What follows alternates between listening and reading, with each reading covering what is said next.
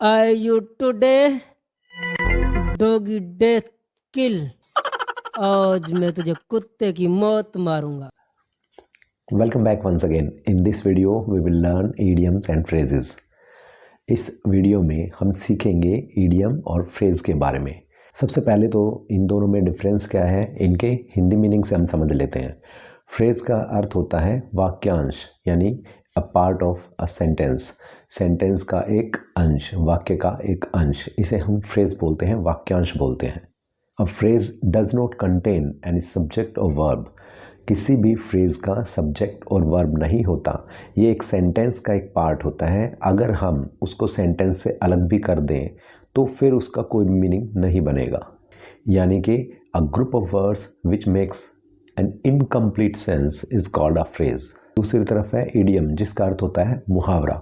Idiom भी एक phrase होती है। An idiom is a phrase that does not have a literal meaning, or we can say that cannot be understood the meaning of its individual words।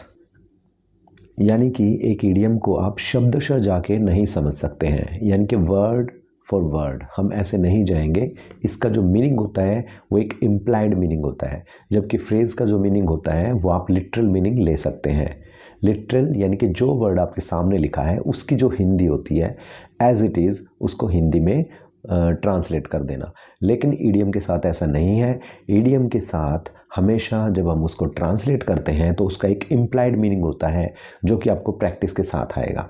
और एक और बात की, EDM और फ्रेजेस आपकी जो इंग्लिश लैंग्वेज है उसको बहुत ज़्यादा ब्यूटीफाई करते हैं। All idioms are phrases. सभी ईडीएम जो हैं वो सभी फ्रेजेस होती हैं, लेकिन सभी फ्रेज ईडीएम्स नहीं होती।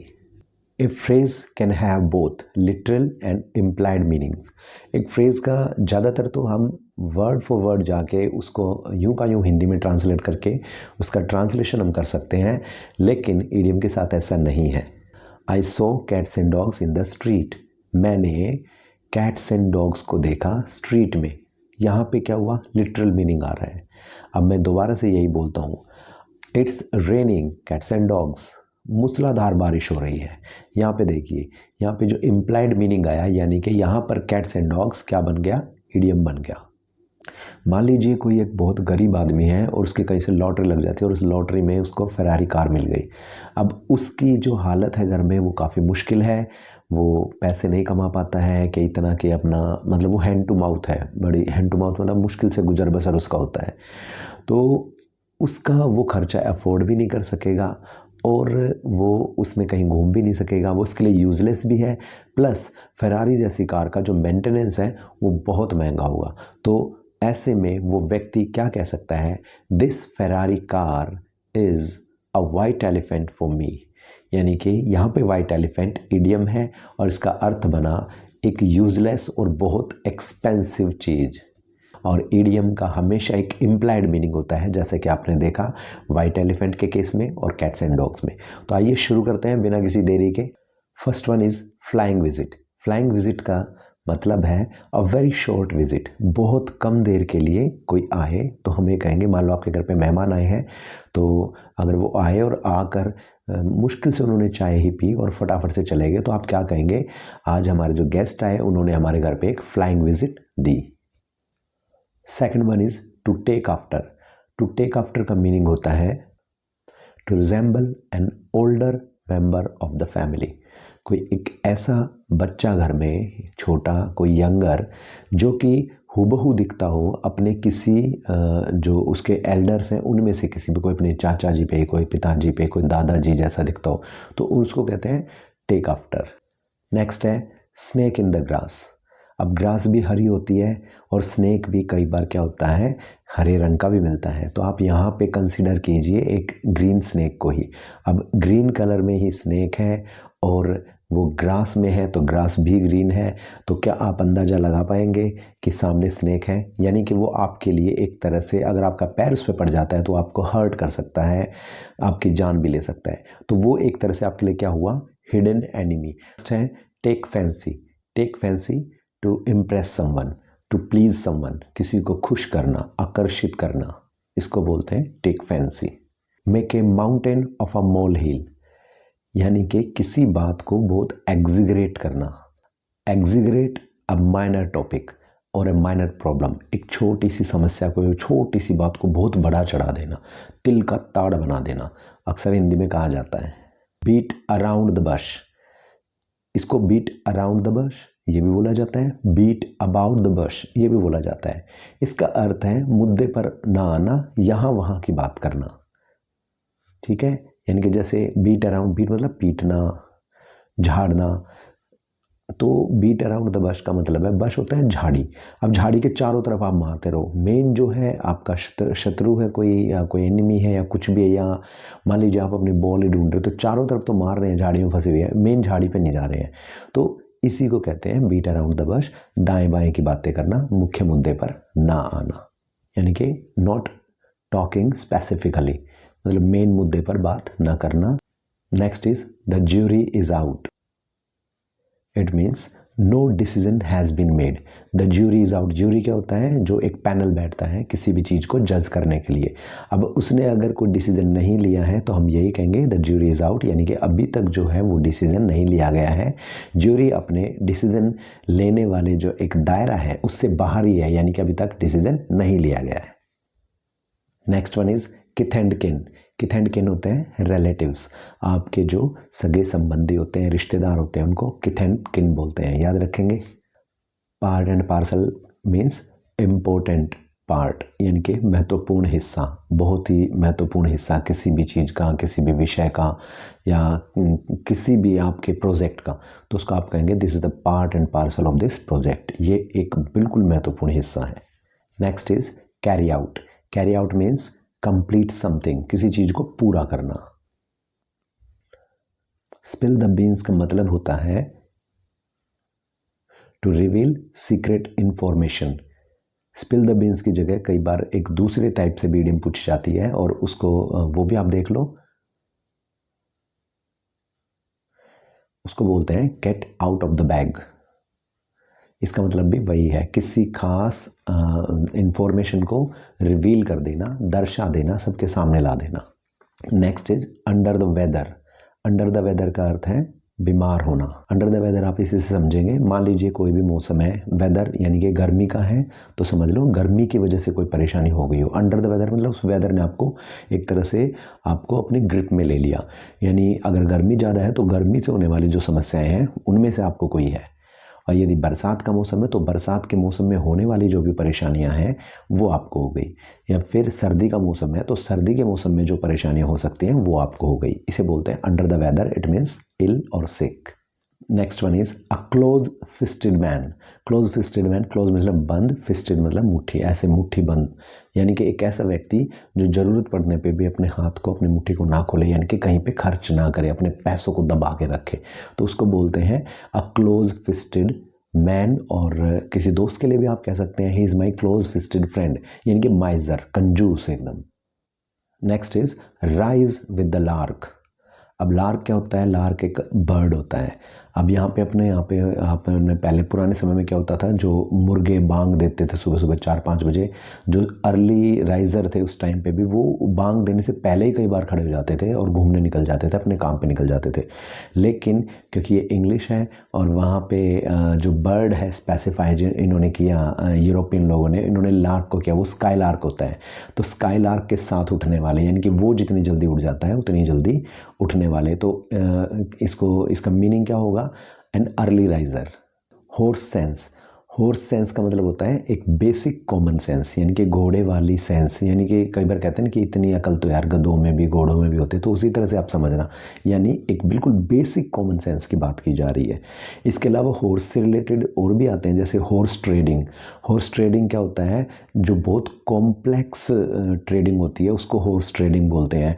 और हॉर्स ट्रेडिंग का उपयोग जो है वो कई बार आप देखते हैं कि जो भारत में कई राज्यों में सरकारें तोड़ के बनाई जाती हैं, यानी कि एक पार्टी किसी दूसरी पार्टी की बनी हुई सरकार को तोड़ती है, हॉर्स ट्रेडिंग करती है, यानी कि यहाँ पे जो विधायकों की, सांसदों की खरीद फरोख्त होती है उसको भी हॉर्स ट्रेडिंग के टैग के साथ बोला जाता है। तो आप इसको याद रखेंगे, एक कॉम्प्लेक्स ट्रेडिंग, क्योंकि विधायकों को, सांसदों को तोड़ना भी अपने आप में काफ़ी कॉम्प्लेक्स, काफ़ी जटिल मामला है और उसमें भी कुछ स्किल्स चाहिए जो कुछ नेता दिखा देते हैं और सरकार रातों रात पलट देते हैं।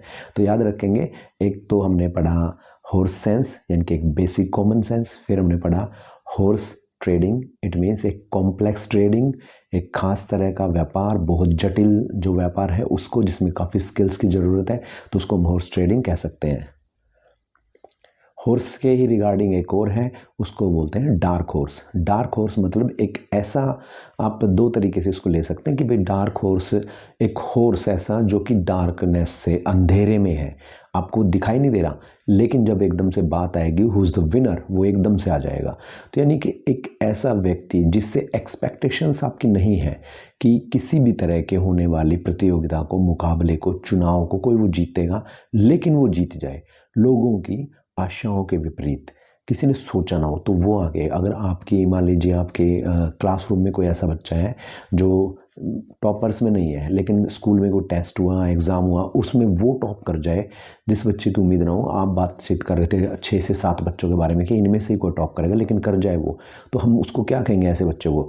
ये इज़ द डार्क हॉर्स, कि डार्क हॉर्स साबित हुआ है, छुपा रुस्तम जिसे कहते हैं, वो वही होता है डार्क हॉर्स। तो हॉर्स के रिलेटेड हमने ये 2-3 पढ़ लिए हैं, तो अब आगे बढ़ते हैं। To put a long face, to put a long face मतलब लुक सैड, यानी कि एक लंबा चेहरा रखना, यानी कि दुखी दिखना। तो याद रखेंगे, ही पुट अ लॉन्ग फेस यानी कि मुझे वो उदास दिखा। गेट क्रैशर, क्रैश मतलब तोड़ देना, गेट दरवाज़ा, जो दरवाज़ा ही तोड़ देगा तो वो क्या हुआ, वो अनइनवाइटेड गेस्ट हुआ ना, कि मान लो किसी को देख के आपने दरवाज़ा बंद कर दिया, वो तोड़ के घुस जाए, तो वो एक ऐसा इंट्रूडर है, एक ऐसा गेस्ट है जो इनवाइट नहीं किया गया था, वो ज़बरदस्ती घुस गया है। तो आप इसको, तो जैसे आप पढ़ोगे गेट क्रैशर, यहाँ पे आप वर्ड से ही लगभग इजी गैस कर पा रहे होंगे। तो कुछ एक ऐसे ही आएंगे जिनको आप बहुत इजी गैस करेंगे और कुछ ऐसे आएंगे, लेकिन सबके लिए प्रैक्टिस बहुत ज़रूरी है। इस वीडियो को देखने के बाद आप इसको 1-2 बार और देखें और फिर बारी बारी से लगातार देखें कि आपको कितना आ गया। रूम, रूम आता है स्पेस के लिए। आपने क्रिकेट में भी देखा होगा, कई बार क्या होता है, आप जो ऑफ साइड के बाहर गेंद डाल देते हैं, लेग साइड के बाहर डाल देते हैं, तो बैट्समैन को थोड़ा, अब तो बैट्समैन भी नहीं कहते, बैटर कहते हैं, तो बैटर को बहुत इजी हो जाता है इस पर शॉट खेलना, क्योंकि उसको काफ़ी स्पेस मिलता है अपने आर्म को मूव करने का, हाथ को घुमाने का।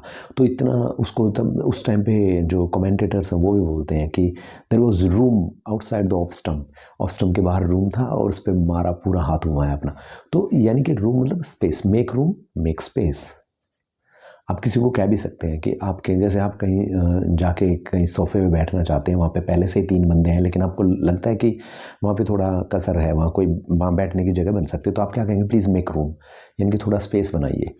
नेक्स्ट, इंच अ जेंटलमैन, यानी कि इंटायरली, एवरी इंच जेंटलमैन मतलब पूरी तरह से, completely, entirely. Next is at a snail space. Snail क्या होता है, घोंगा होता है, वो बहुत धीरे धीरे मूव करता है। तो अब आपको यदि कोई कहेगा कि you are doing this work at a snail space, मतलब क्या है कि आप घोंगे की तरह धीरे धीरे धीरे धीरे कम, यानी कि वेरी वेरी स्लोली, आप ये कहेंगे वेरी स्लोली, बहुत ज़्यादा धीमा। Scot free, SCOTFREE, scot free मतलब अनपनिश्ड, यानी कि कई बार क्या होता है कि कोई ट्रायल चलता है कोर्ट में, उसके बाद क्या होता है कि जिसको पहले अपराधी बताया गया था वो बाद में आराम से बाइज्जत बरी कर दिया जाता है, तो इसी को बोलते हैं स्कॉट फ्री, मतलब बिना किसी सजा के वो बरी हो गया। फिश आउट ऑफ वाटर, यानी कि अगर आप, ये बहुत इजी है, ये भी गैस हो रहा है कि अगर आपको पता है जो फिश है वो पानी में ही रहती है, अगर आप पानी से फिश को बाहर कर देंगे तो वो क्या हो जाएगी, वो तड़पने लग जाएगी, उसके लिए अनकंफर्टेबल कंडीशन बन जाएगी। To give oneself airs, airs क्या होता है, देखो एयर होता है हवा, एयर्स होता है नखरे, भाव।